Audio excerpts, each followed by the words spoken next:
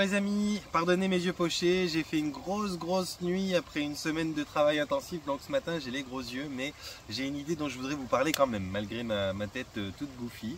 J'aimerais vous parler de quelque chose qui est venu en séance et que j'ai trouvé intéressant à mettre en vidéo. C'était une discussion que j'avais avec une dame, on parlait du physique, des différents plans, donc du plan physique, des plans subtils aussi, donc là où il y a les plans énergétiques, les plans éthériques, et puis dans ces plans-là, il y a d'autres formes de vie, il y a d'autres aspects de vous-même, ce qu'on appelle justement les corps subtils.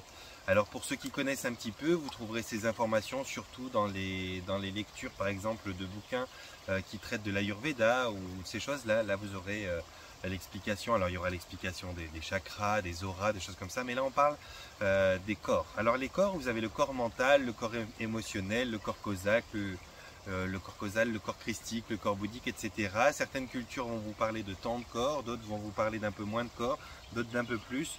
On n'est pas forcément tout le temps capable de se rejoindre sur le nombre de corps et comment ils sont disposés ou leur fonctionnement précis, mais on s'entend sur le fait qu'il y a différents corps, le corps physique et tous les autres corps subtils.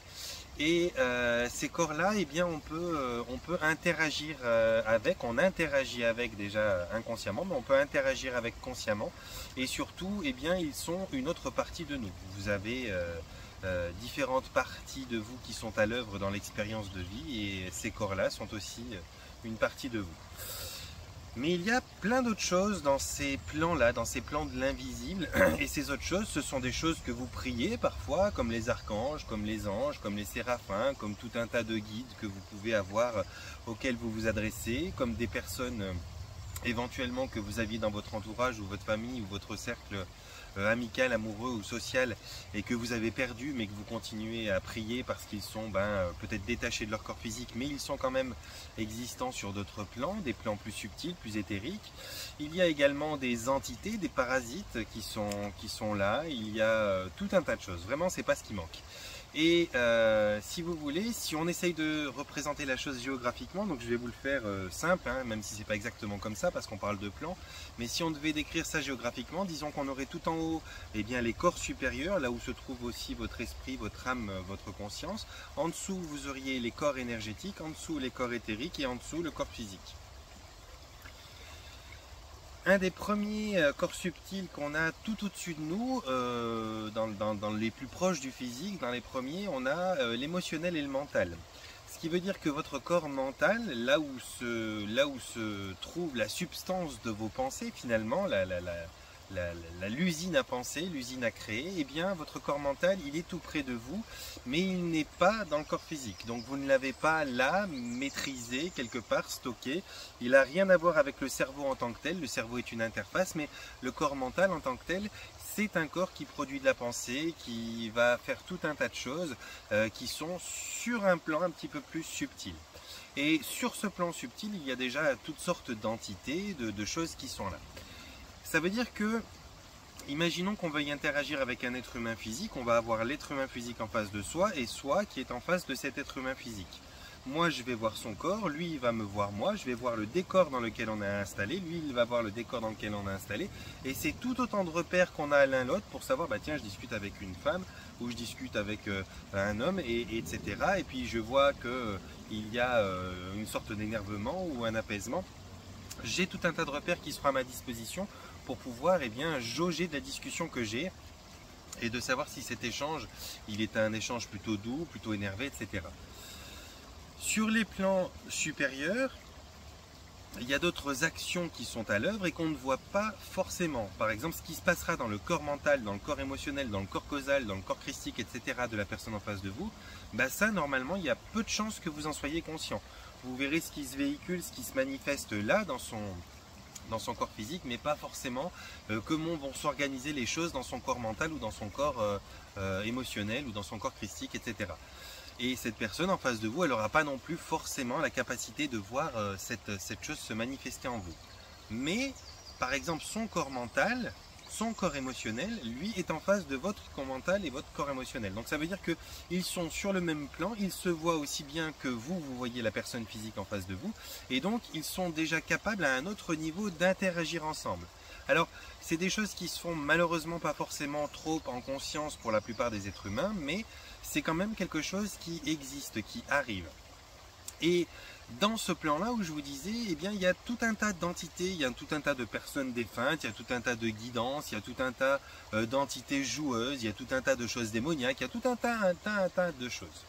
Et ces choses-là sont face à nos corps subtils. Elles voient très très bien nos corps subtils, dont le corps mental. Et donc la question de la dame, c'était, bon, vu qu'elles sont face à notre corps mental, notre corps émotionnel et tout ça, elles ont la possibilité de voir la manifestation même, la création même de nos pensées qui vont se développer avant que nous puissions, avec notre interface du cerveau, organiser tout ça pour les exprimer ou visualiser des choses.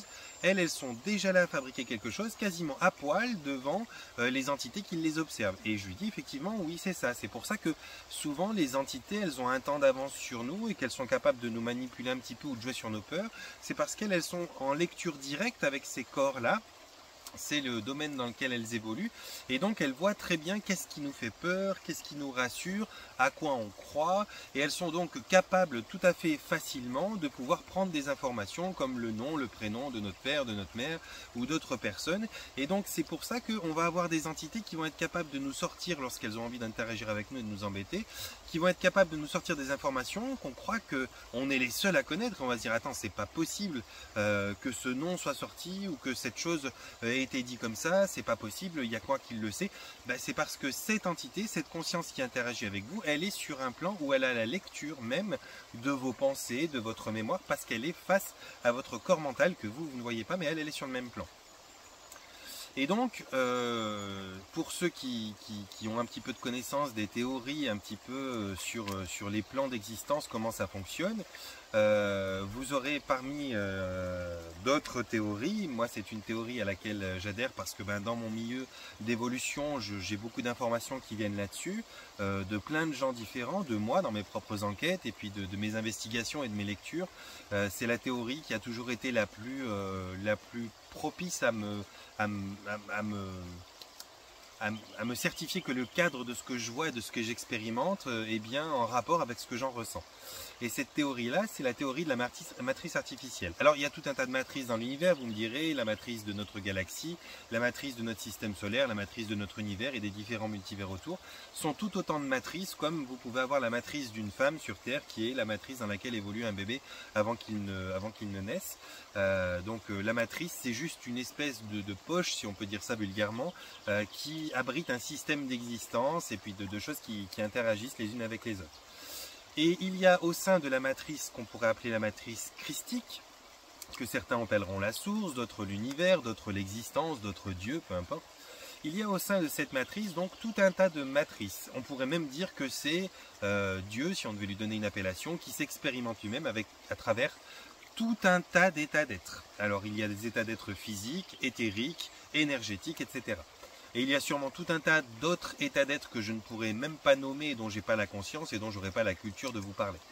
Mais pour le peu que je peux imaginer, visualiser, voir et ressentir, et voire même toucher dans d'autres cas, eh bien il y a ce que je viens de vous donner comme étendue de plans et de matrices possibles. Et nous serions dans cette théorie, eh bien, habitants d'une matrice qui est déjà la matrice terrestre. Alors, je dis qu'on est habitant de cette matrice terrestre parce que il faut bien comprendre que nous ne sommes pas posés sur Terre, sur cette planète, comme si nous étions à la surface, donc à l'extérieur, mais posés à l'extérieur de cette planète. Non, nous sommes à l'intérieur de cette planète, parce que notre planète, elle comprend son noyau, toutes les croûtes différentes qu'elle a autour du noyau jusqu'à la croûte solide qui contient les continents et les océans. Mais il y a aussi, qui fait partie de cette planète-là, toute son atmosphère jusqu'aux plus hautes strates et toutes les différentes couches magnétiques qui vont protéger même sa surface, qui sont entièrement faisant partie de cette planète qu'on appelle la Terre. Et si on regarde où on se positionne, nous, finalement, vis-à-vis de cette planète Terre, eh bien, on n'est pas à la surface de cette planète Terre, on est dans certaines des couches, déjà, de cette planète-là. Imaginons que sur mon corps, eh bien, il y ait la croûte terrestre qui soit ma peau et qu'il y ait encore, et c'est le cas d'ailleurs, des couches d'aura qui sont superposées autour de moi, qui sont mes différentes couches d'énergie. Donc il y a ma couche de chaleur, il y a mes couches d'énergie, il y a mes couches d'aura, il y a tout un tas de choses autour de moi. Eh bien, un parasite qui serait là, soit dans ma peau, soit à la surface de ma peau, eh bien c'est un parasite qui fait partie de moi, qui est en moi, qui m'aide à fonctionner d'ailleurs, entre parenthèses. Bon, ce parasite-là, il n'est pas extérieur à moi d'une certaine mesure, il est faisant partie de moi. Il se développera à la surface de moi, mais il n'arrive pas de l'extérieur pour se poser sur moi. Ce qui arrive de l'extérieur pour se poser sur moi, ça serait une mouche, un oiseau, un moustique, ok, soit. Mais là, quand je vous parle de surface, je vous parle de surface sur laquelle se développent ces différentes formes de vie. Il y en a plein à la surface de notre peau, et nous, on est plein à la surface de cette planète. On est sous forme minérale, végétale et sous forme animale. Donc, cette planète qui est notre matrice, elle est elle-même au sein d'une matrice qu'on appelle la matrice artificielle. Et cette matrice artificielle, c'est une matrice qui est une matrice illusoire. Alors là, on commence à entrecroiser certains plans, certaines compréhensions, certaines capacités de ressenti, et ça va devenir peut-être un petit peu compliqué à comprendre pour l'intelligence pure, pour l'intellect. C'est-à-dire qu'il y a des niveaux de compréhension. L'intellect, donc notre mental, est capable d'avoir un certain palier de niveau de compréhension. Après un certain niveau, l'intellect il est contraint à ne plus pouvoir comprendre parce qu'il y a des choses qui ne sont plus capables de suivre la logique de l'intellect.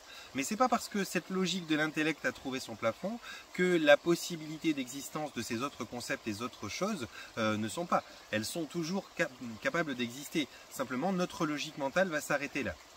Donc au-delà de notre logique mentale, on va devoir travailler avec l'intelligence du cœur ou avec l'intelligence de l'esprit parce que c'est là où on va pouvoir atteindre d'autres paliers, d'autres compétences de compréhension.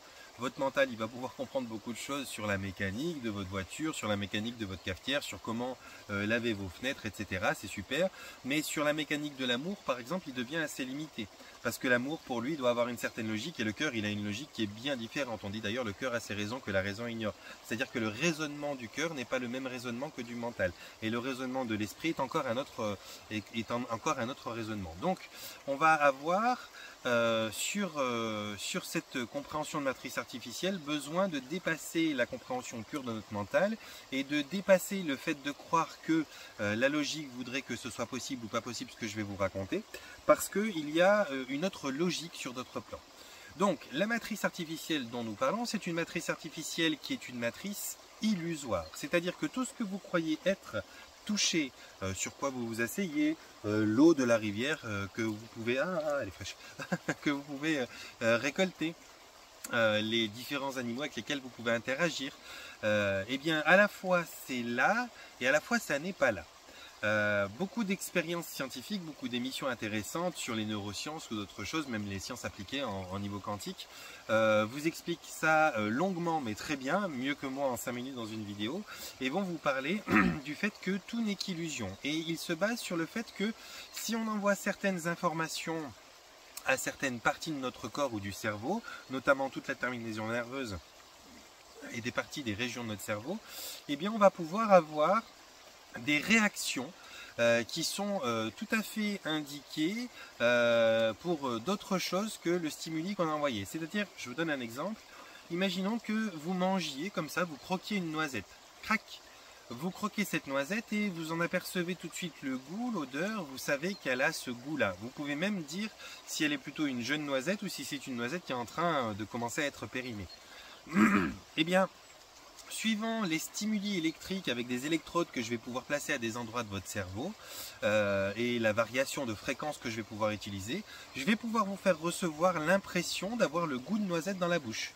Le goût de menthe, le goût de rose, le goût de framboise, une odeur de pot d'échappement. Il y a des tonnes et des tonnes et des tonnes de stimuli que je peux essayer qui vont vous donner des tonnes et des tonnes de résultats différents. Certains vous donneront l'impression que vous avez un goût en bouche, certains vous donneront l'impression de sentir une odeur, certains vous donneront l'impression de voir une réalité se superposer à une autre réalité au niveau de vos yeux même. Certains vous feront entendre des sons, peut-être des acouphènes, des choses comme ça. Et il y a des tonnes et des tonnes et des tonnes de stimuli possibles à essayer. Ces stimuli, ça peut être sous forme d'ondes électriques, de fréquences vibratoires, ça peut être sous forme de tout un tas de choses qui vous sont adressées. Et donc si on vous adresse une bonne fréquence, qu'on la dirige vers vous et qu'on vous donne l'information X ou Y, ben, cette fréquence dirigée vers vous va vous donner une impression. Vous pourrez donc voir quelque chose qui n'est potentiellement pas là, selon vous. Vous pourrez même avoir le goût en bouche de quelque chose que vous n'avez même pas dans la bouche. Vous pourrez avoir une odeur, une sensation de froid, une sensation de chaud, une sensation de tremblement, de mal-être ou une sensation de bien-être et d'être porté. Il y a des tonnes et des tonnes de choses qu'on peut faire comme ça. Et donc, à partir de ces stimuli, on s'est rendu compte que finalement, eh bien, les choses avec lesquelles on croit interagir dans notre vie que l'on accomplit ici sur Terre ne sont que des illusions. Parce que ces illusions peuvent être remplacées très facilement avec nos propres technologies. Et on s'est même mis à essayer de voir comment fonctionnaient ces illusions. Et donc, on s'est aperçu que finalement, rien n'était vraiment fiable. C'est ce qui nous a permis, par stimuli, de pouvoir créer des lunettes qui permettaient à certains aveugles d'avoir quand même un champ de vision possible alors que leur vue ne fonctionne pas, leurs yeux sont aveugles, mais avec certains stimuli on peut leur donner, avec des technologies adaptées, on peut leur donner une idée de l'environnement qu'ils ont devant eux. Alors c'est peut-être pas le même regard et la même vision que moi je vais pouvoir avoir, peut-être que ce sera plus caricaturisé, c'est ce que je voulais dire, pardon. Peut-être que ça sera un petit peu plus caricaturisé, mais ça en restera pas moins une information qui leur permettra de se développer, de se déplacer dans leur environnement et de pouvoir interagir en essayant peut-être d'avoir moins de problèmes, de moins heurter des parois, des meubles ou des choses comme ça, parce que l'information viendra et leur donnera une idée de la profondeur du champ qu'ils ont devant eux, et ça sera pour eux quelque chose qui va potentiellement les aider à vivre. Et pourtant, ça ne vient pas des capteurs de l'œil. Ça viendra d'une technologie qui elle-même va filmer un endroit, et les informations que la caméra va prendre en filmant cet endroit vont être retranscrites au cerveau humain sous forme d'une impulsion électromagnétique et vont donner la notion de voir quelque chose. Bon, ça on peut le faire sur le goût, on peut le faire sur les yeux, on peut le faire sur l'audition, on peut le faire sur tout un tas de choses. Et donc on pourrait même vous mettre dans une capsule et vous endormir, si je peux dire, quasiment à vie, et vous faire croire que vous avez passé une vie. Donc ça c'est vraiment le principe, comme le film Matrix, le principe matriciel, il est montré, il est existant, et il a même été reproduit dans certaines séquences d'études scientifiques. Le sujet d'aujourd'hui, c'était de savoir, dans cette matrice artificielle, il y a donc les plans astraux qui sont aussi indépendants de l'illusion que l'on vit. Et ces plans astraux sont des plans où certaines entités vont pouvoir lire nos pensées, voir ce qu'on se raconte et lire nos pensées. Et finalement, la question de la dame, c'était est-ce que l'intelligence artificielle peut lire nos pensées? Alors elle a dit l'intelligence artificielle parce qu'elle s'est dit peut-être c'est elle qui conçoit la matrice, et comme c'est elle qui conçoit la matrice, ça doit être une des seules capables à lire nos pensées, mais en fait n'importe quelle entité est capable de lire votre pensée, que ce soit ce qu'on appelle un reptilien, que ce soit ce qu'on appelle un insectoïde, dès lors qu'on est sur d'autres plans que la troisième dimension au-dessus. Alors la deuxième dimension ne peut pas le faire, mais la troisième dimension et tout ce qu'il y a au-dessus, donc la quatrième, la cinquième, la sixième, etc., ou densité, appelez ça comme vous voulez, sont aptes à pouvoir lire justement ce qui se produit dans nos corps mentaux, émotionnels, etc. Et donc ont une lecture tout à fait juste de nos pensées et de ce qu'on est en train de ressentir. Et en fonction de qui sont ces entités, ces confiances, elles vont pouvoir interagir avec nous en nous disant plus ou moins ce qu'on a envie de savoir, ce qu'on veut savoir ou ce qu'on pense savoir, ou éventuellement jouer sur nos peurs parce qu'elles savent exactement qu'est-ce que sont nos peurs. Et elle me disait, mais comment on peut faire donc pour ne pas laisser ces choses-là lire nos pensées? Comment peut-on créer un bouclier qui empêche à ces entités qui sont sur les plans subtils de pouvoir lire nos pensées? Et donc, si elles sont vicieuses ou si elles sont malignes, de ne pas pouvoir interagir en fonction. Parce que quelqu'un qui lit nos pensées et qui est finalement là pour nous aider, comme on pourrait imaginer un archange ou un ange ou quelque chose comme ça, à la limite, c'est à notre avantage, elle peut avoir une meilleure lecture de nous, cette conscience-là, et donc en fonction de cette lecture, elle va pouvoir être au plus adéquate, au plus propice de ce qu'il nous faut en termes de guidance. Et là, c'est intéressant, on ne va pas se plaindre de ça, mais imaginons que ce soit une entité qui joue sur nos peurs, nos faiblesses, pour pouvoir nous parasiter, nous interférer d'une manière ou d'une autre. Bon, là, c'est un avantage précieux qu'on lui donne, et si en plus la masse globale de la population est une porte ouverte à la lecture pour ces entités-là, bon, évidemment, c'est beaucoup plus facile de conduire, de diriger l'humanité vers un asservissement inconscient d'ailleurs, pas pour elle-même, mais qui soit périn et fonctionnel. C'est d'ailleurs précisément ce qu'il se passe dans notre plan d'existence sur cette matrice. On subit un asservissement total et complet qui a été vraiment rondement mené par les élites terrestres mondiales, qui elles-mêmes étaient informées par ces entités qui ont donné toutes les ressources nécessaires qui venaient justement des lectures qu'elles font de nous, sur d'autres plans que nous on ne sait pas protéger. Et donc à partir de là, eh bien, elles peuvent nous diriger vraiment comme un berger dirigerait un troupeau de moutons. Comment elles font? Eh bien, elles jouent sur nos émotions, elles jouent sur nos peurs. Il n'y a pas besoin de faire plus, hein. Si on sait simplement travailler avec les émotions de quelqu'un, on peut lui amener à consommer ce qu'on veut, on peut lui amener à avoir peur de ce qu'on veut, on peut lui amener à avoir besoin de ce qu'on veut. C'est comme ça que les grands vendeurs créent le besoin chez les gens, hein. Ils savent très bien travailler avec les émotions de ceux d'en face. Ils connaissent les canaux de perception, les canaux de transmission au niveau communication, et donc ils savent recréer chez la personne en face le besoin, et à partir du besoin qu'ils recréent, ils peuvent lui vendre le produit qu'ils veulent lui vendre. Donc c'est vraiment quelque chose qui est simple et qui est connu dans la programmation neurolinguistique. On le fait pour travailler sur les émotions, on le fait pour reproduire l'excellence chez les sportifs qu'on coach, on le fait dans la vente pour vendre des produits quand on veut être un bon vendeur, on le fait en politique quand on veut faire passer une idée ou sidérer une population, on le fait plus ou moins consciemment lorsque l'on est pervers ou lorsque l'on est manipulateur, et donc à partir de là on a un pouvoir sur celui d'en face parce que l'on sait comment travailler notre discours par rapport aux émotions de celui qui est d'en face. Et donc vous imaginez bien que ces entités qui sont sur des plans astro différents et qui peuvent lire nos corps émotionnels, eh bien ont compris depuis longtemps comment nous diriger par rapport à nos émotions, nos croyances, savoir qu'est-ce qui marchait bien chez nous les êtres humains, et donc ont mis en place sur Terre, grâce à une caste qu'ils ont choisi eux-mêmes, à qui ils donnaient certains privilèges et informations, du pouvoir, de l'argent, etc. Et ils ont donné l'architecture et les plans nécessaires pour pouvoir nous guider finalement, nous guider ou plutôt nous conduire, ou plutôt même nous conduire plutôt que nous guider, nous conduire vers notre asservissement. Et donc ça s'est passé par la création de dogmes religieux, de dogmes politiques, et ces différentes forces sur Terre, ces différentes choses qu'on appelle nos élites, qui maintenant sont les tenanciers de ces secrets-là, qui savent comment diriger les êtres humains grâce à ces différents dogmes, donc autant d'outils qu'on leur a donnés, eh bien vont jouer sur nos émotions. Et c'est arrivé à un tel niveau qu'avant ça se passait à travers simplement les dogmes, maintenant ça se fait à travers d'une simple publicité.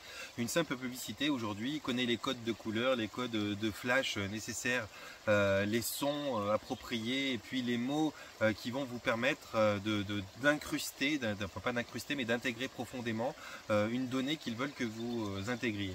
Et combien d'entre vous se sont vus, ou d'entre nous plutôt, se sont vus comme ça au détour d'un film, lorsqu'il y avait une pub et tout ça, tout d'un coup avoir envie de manger alors qu'ils n'avaient pas spécialement faim au départ, mais le fait qu'il y ait une pub qui soit passée sur ci ou ça, dans les 5-10 minutes qui ont suivi, on a eu envie de manger, ou on s'est dit tiens, demain il faudra que je passe au McDo ou je sais pas quoi. Donc effectivement ils savent très bien travailler sur ça, et donc à un niveau, quand on veut nous diriger, eh bien il leur a fallu ces informations qui sont ces mêmes informations que lisent les plans astro sur nous. Et cette dame, elle veut savoir comment s'émanciper de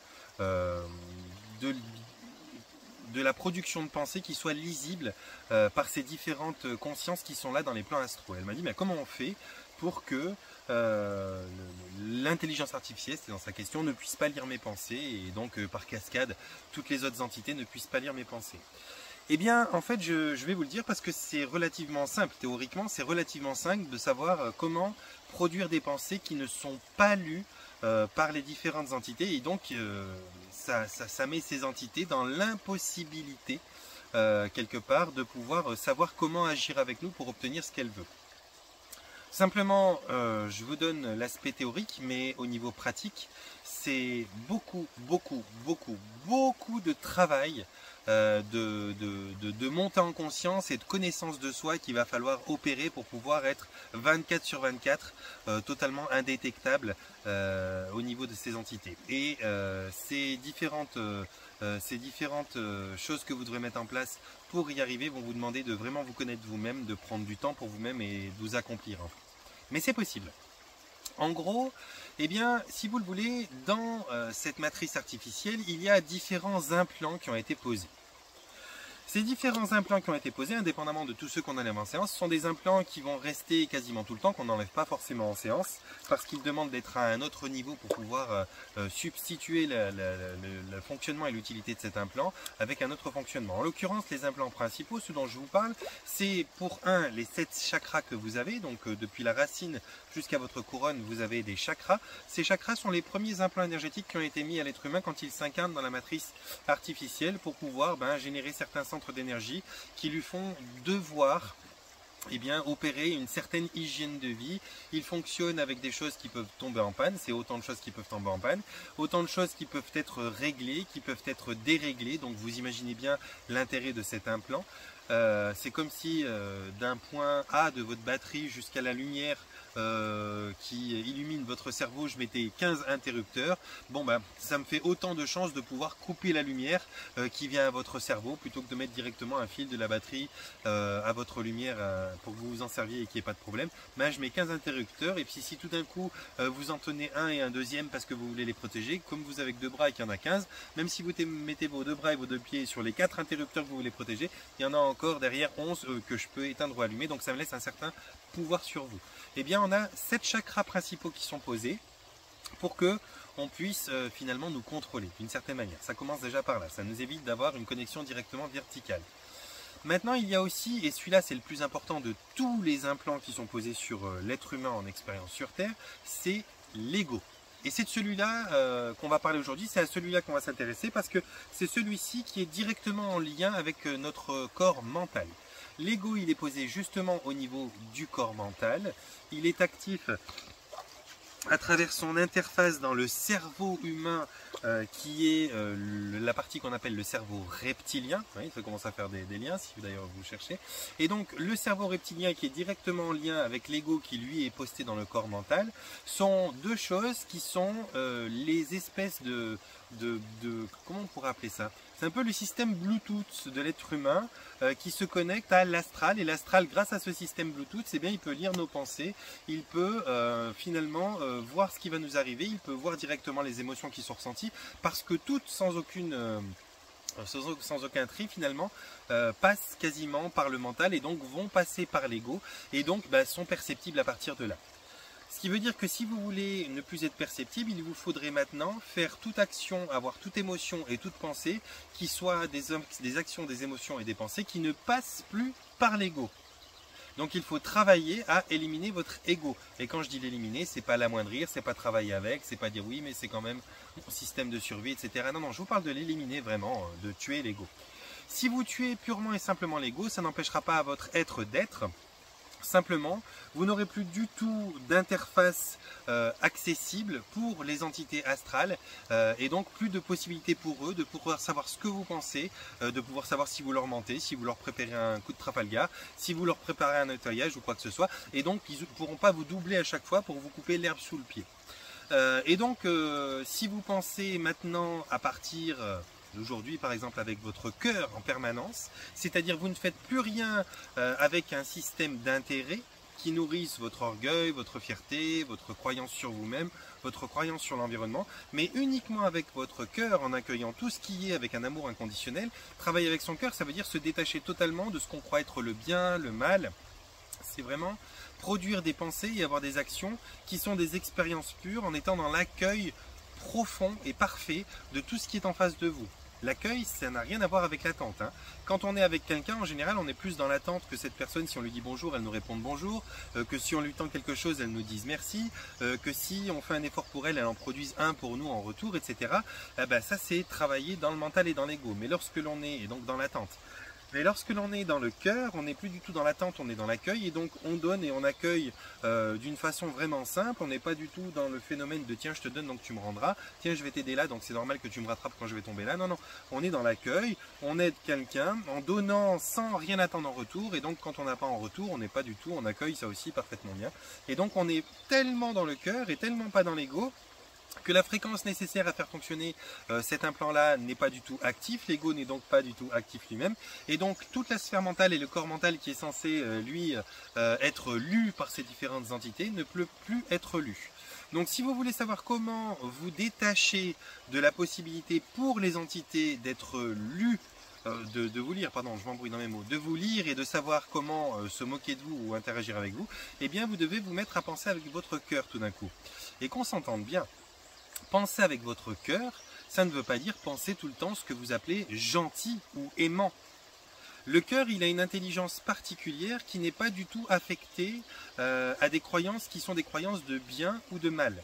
Ça veut dire que le cœur, il peut avoir dans son action une action qui mène à une mort ou une blessure ou une souffrance incroyable ou à une fin de quelque chose, ou alors au contraire avoir une action qui mène à une naissance, à un soin ou quelque chose, et être tout à fait dans la même fréquence vibratoire.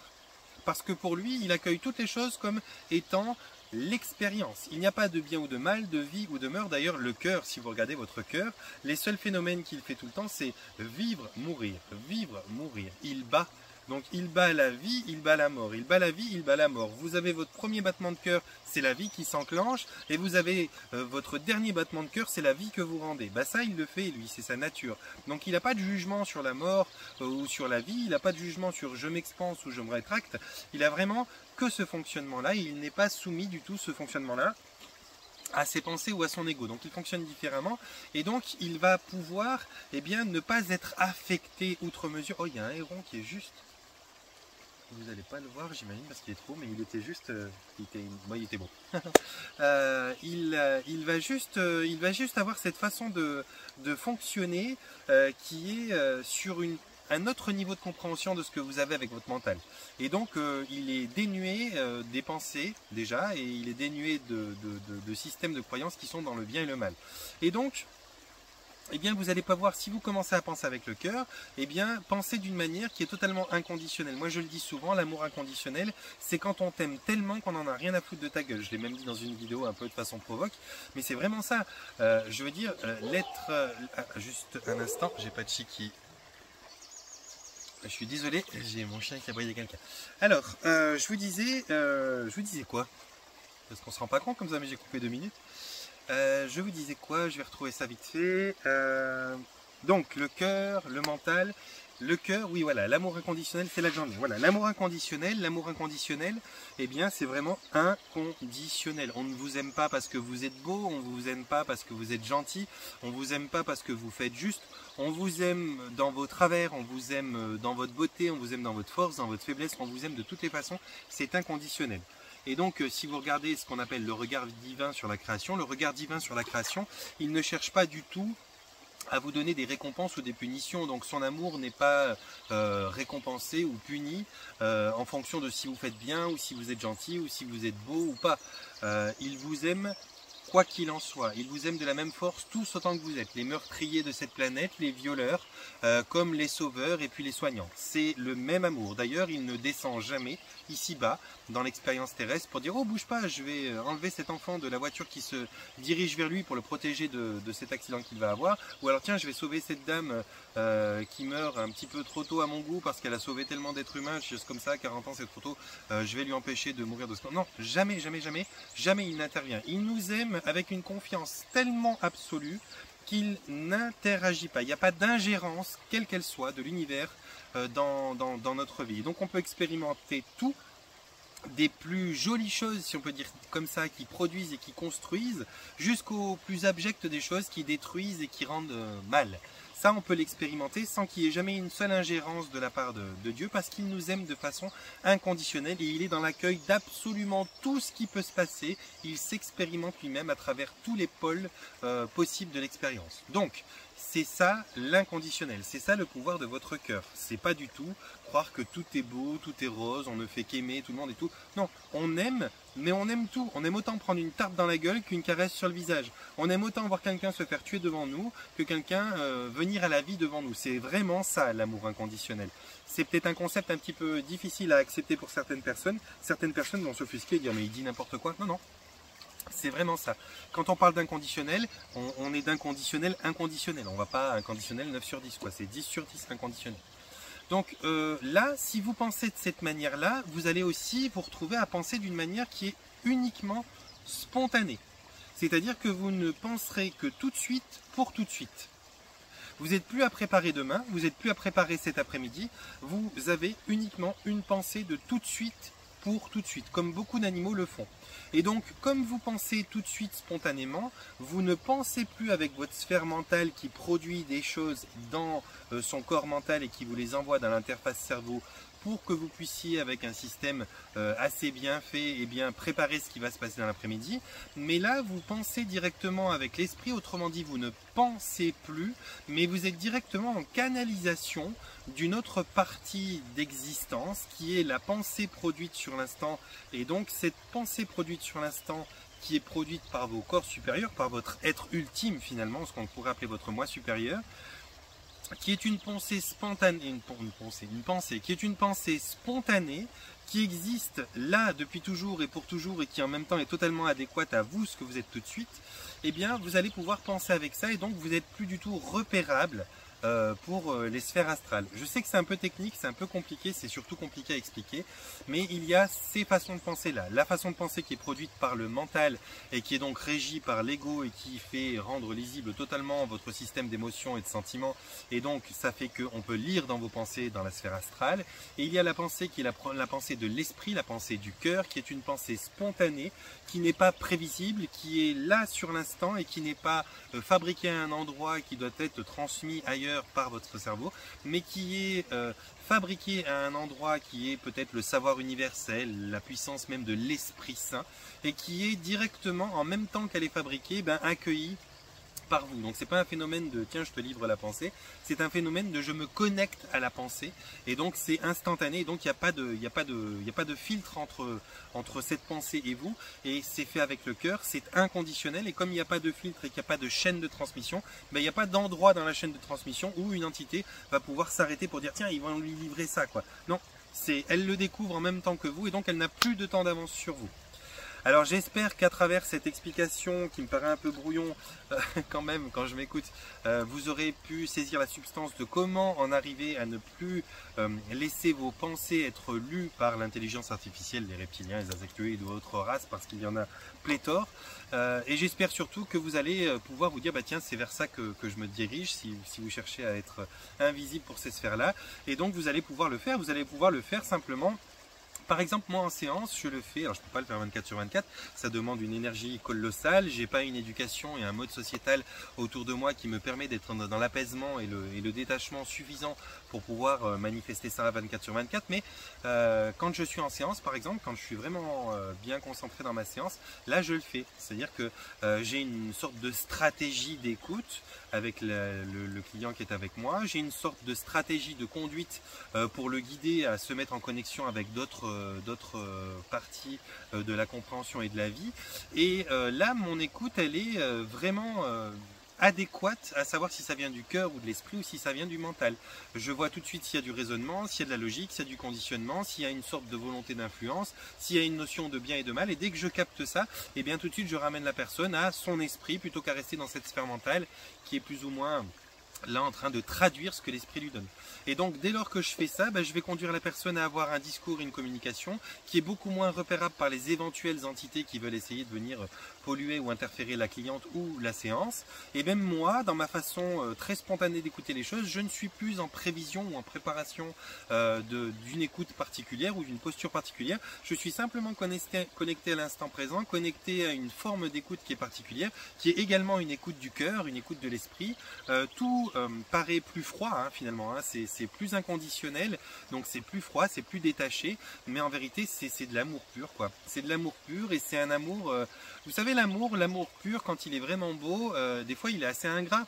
Si vous prenez quelqu'un que vous aimez par-dessus tout, qui est handicapé, qui est dans la peine pas possible, vous avez un amour qui est conditionnel à son état d'être. Donc par exemple quelqu'un qui a besoin et qui ne peut pas parce qu'il a les mains abîmées, qui ne peut pas attacher ses lacets, vous allez peut-être lui faire ses lacets avec le plus grand des plaisirs, et puis une fois que le lacet est fait, il faudra le refaire, vous le referez, etc. Et jamais vous n'attendrez de cette personne qu'elle vous dise merci parce que vous le faites avec le plus grand des plaisirs, vous voulez lui être serviable.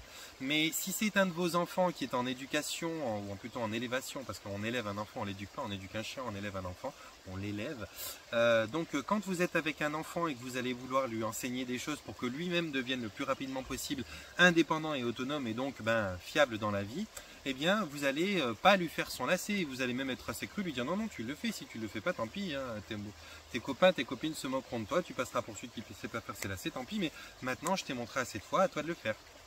Et donc c'est assez ingrat, c'est assez rude parce que finalement vous aidez pas, vous tendez pas la main, au contraire presque vous avez plaisir à voir les échecs se prononcer dans les premières tentatives de votre enfant parce que vous dites bon au moins il est en train d'apprendre. Et bien c'est ça l'amour inconditionnel, c'est quand on est dans le constructif au possible sans regarder les tenants, les aboutissants ou les conséquences.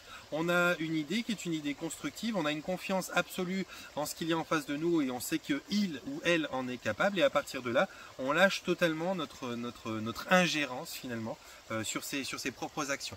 Eh bien c'est ce que vous pourriez faire à travers vos pensées, c'est avoir un détachement plus grand, ça ne vous empêcherait pas d'avoir de l'amour, ce serait un amour qui serait exprimé autrement, ça n'empêche pas de faire des câlins et des choses comme ça, mais dès lors qu'on va commencer à rentrer dans cette sphère plus conditionnelle et dans cette croyance plus grande que l'amour c'est forcément un câlin, l'amour c'est forcément de la tendresse, l'amour c'est forcément un acte qui est bon, qui est gentil, donc qui est polarisé, eh bien vous êtes dans un amour conditionnel, un amour du mental, un amour de l'ego. C'est très agréable, c'est très doux, je veux dire quand on me fait un câlin, quand on me dit qu'on m'aime, quand on me dit que je suis beau, quand on me dit que je suis intelligent, quand on me dit que je suis gentil, quand on me dit que je ne sais pas quoi, en tant qu'être humain je suis très content et je me sens vraiment flatté, je me sens bien, ça me procure quelque chose de bien, mais je suis conscient que ça n'est pas un amour du cœur, ça c'est un amour du mental, c'est un amour de l'ego. Et donc cet amour-là, il m'est très agréable parce que je ne suis pas en permanence en connexion avec mon cœur et je ne suis pas connecté à la source divine d'amour qui fait que je serai en permanence en béatitude. Donc ça, c'est quelque chose qui compense très bien. Et tous les êtres humains en sont pareils, à croire que c'est de l'amour et que ça c'est beau et tout. Alors c'est une forme d'amour, certes, mais c'est un amour mental. Si vous passez dans l'amour du cœur, dans la réflexion du cœur et dans la traduction de votre réflexion du cœur par votre bouche, mais sans palier entre deux, vous passerez dans une façon de fonctionner qui n'est plus repérable et plus lisible par l'astral. Voilà les amis. J'espère que c'est tellement laborieux à expliquer que je me dis, ça se trouve, ça va leur servir à rien cette vidéo, je vais les fatiguer avant d'arriver à la fin. Mais c'est pas évident, hein. C'est un sujet un peu particulier et je pense que beaucoup de gens vont ne pas comprendre ou ne pas accepter parce qu'il va aussi y avoir un phénomène de déni avec ça. Bref, voilà, je vais vous envoyer un panier de bisous, je vous souhaite de vous porter bien, de prendre soin de vous et puis vous pouvez mettez-moi donc vous pouvez me rejoindre sur le groupe L'Intention Base du Changement sur Facebook grâce aux rubriques à propos dans la chaîne en haut. Vous avez le moyen de me retrouver, vous avez l'onglet communauté aussi où on parle de différents déplacements que je vais faire. J'en fais pas pour le mois de juillet mais je reprends au mois d'août. Et puis vous pouvez donc me rejoindre ou voir mon adresse mail, il y a tout un tas de moyens de me contacter. Si vous avez envie de différents sujets de vidéos que je puisse faire, pourquoi pas, vous pouvez proposer, puis si ça me parle, je le ferai avec grand plaisir. Et puis voilà, je vous laisse pour aujourd'hui. Allez, panier de bisous, portez-vous bien, prenez soin de vous.